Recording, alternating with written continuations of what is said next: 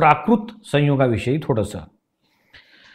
हे जे जे काही तुम्हास मिळते ते तुमच्या प्रकृतीला मानवणार आहे, म्हणून प्रकृतीप्रमाणेच वस्तू मिळते. मिरी पाहिजे असेल त्याला मिरी मिळेल, इलायची पाहिजे असेल त्याला एलची मिळेल, वांगी पाहिजे त्याला वांगी मिळेल, चहा पिणाऱ्यास चहा मिळतो, ज्याला मसाला घालून चहा पाहिजे त्याला तशा तऱ्हेचा चहा मिळतो. पण आतमध्ये जे क्रोध, मान, माया, लोभ आहेत ना, हे ढवळाढवळ करतात. लोभ एकत्र करायला शिकवतो, परत त्याच्यासाठी कपट करतात, भयंकर ढवळाढवळ करतात. अरे काही फेरफार करायची गरज नाही. प्रकृतीप्रमाणे, आतील मागणीप्रमाणे तुला सर्व आपोआप मिळेल. या लोकांना जर विचार आला उद्या सूर्यनारायण उगवला नाही तर काय होणार, अरे हे सर्व तुझ्याकरताच आहे, तुला भोगवता आला पाहिजे. हे सूर्य, चंद्र, तारे, हवा, पाणी सर्व तुझ्याच करता आहे.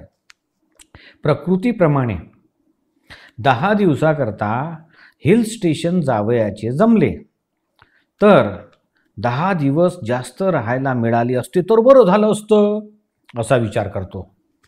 आणि जर त्याला 2 दिवस अधिक राहायला सांगितलं आणि त्याला आवडणार नाही. आपण जे खातो पितो, आपल्याला जे काही मिळतं ते आपल्या प्रकृतीप्रमाणे मिळते. पण त्याचा लोभ केला तर मग ते तेवढं मिळणार नाही. हा जो त्याग होतो, हे जे उपवास करतात हे पण प्रकृतीप्रमाणे होते. आणि हा त्याचा गर्व करतो की मी त्याग केले, मी उपवास केलं. अरे ते प्रकृतीप्रमाणे होते. बडोदऱ्यामध्ये एक शेठजी होते.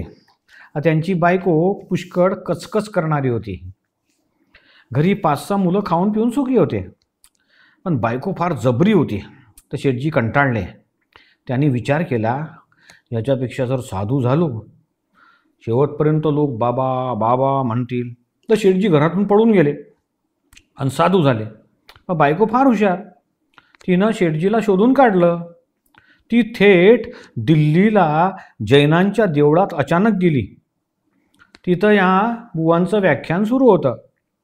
शेठजी मुंडन करून साधू वेशात बसले होते. शेठाणीनं तिथल्या तिथंच या शेठजींना दम भरायला सुरुवात केली.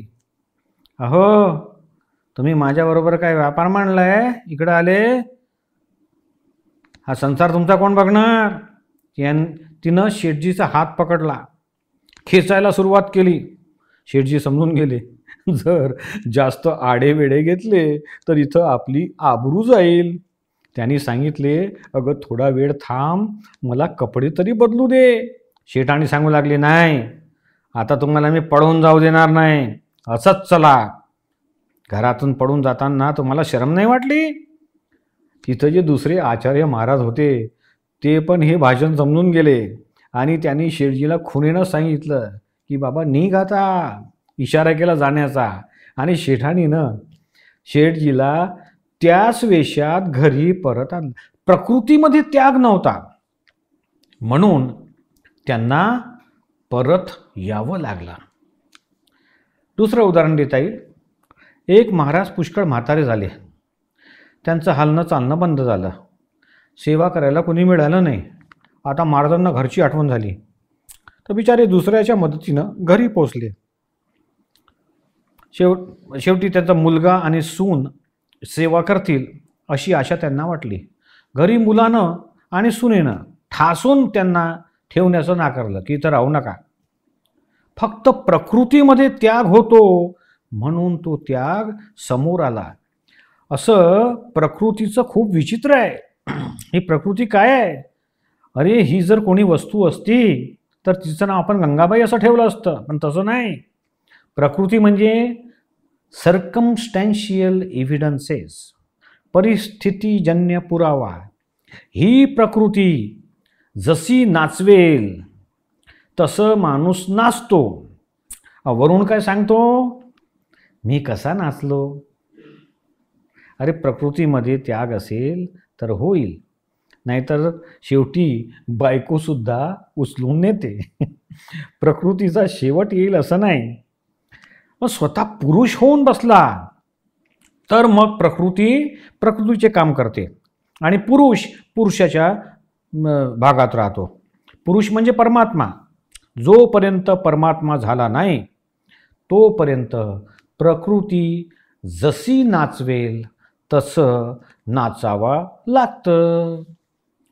आता तेल आणि पाणी एकत्र असेल तर त्याला पाण्यास ओळख आणि निराळं कर, म्हणजे तू तेलाच ओळखशीलच. दादाश्री म्हणतात, आम्ही सांगतो प्रकृती ज्ञानाची माहिती करून घ्या. जो जो भाग चंचल आहे तो सर्वच प्रकृतीचा भाग आहे, त्याला तू समजून घे. चंचल भागात काय काय आलं? 5 इंद्रिय.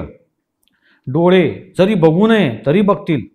नाक जे काही गंध येईल वास घ्यायला ते विवश आहे. तर प्रकृती म्हणजे हा चंचल विभाग आहे, चपळ आहे. आणि आत्मा हा अचंचल आहे. जर पुरुषास ओळखले तर आत्मज्ञान होईल आणि मग परमात्मा होता येईल.